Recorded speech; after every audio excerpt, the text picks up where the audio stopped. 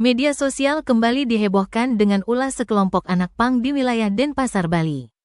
Dalam video yang tersebar di media sosial, terlihat sekelompok anak pang menyetop sebuah truk di Jalan Raya Kapal Mengwi, Badung pada Senin, tanggal 18 November tahun 2024. Terlihat sejumlah anak-anak pang tersebut memberhentikan sebuah truk kemudian naik ke atas kendaraan tersebut.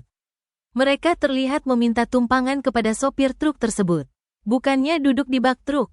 Sejumlah anak-anak pang tersebut justru duduk di bagian pinggir bak truk sehingga hal tersebut sangat membahayakan.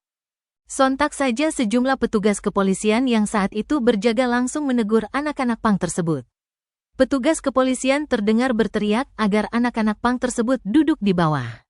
Sontak saja video tersebut mendapat beragam tanggapan dari warganet di media sosial.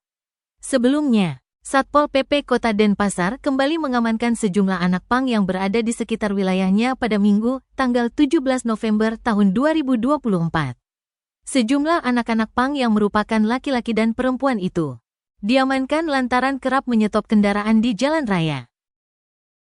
Bagaimana tanggapan kalian terkait aksi anak-anak pang tersebut? Tulis di kolom komentar.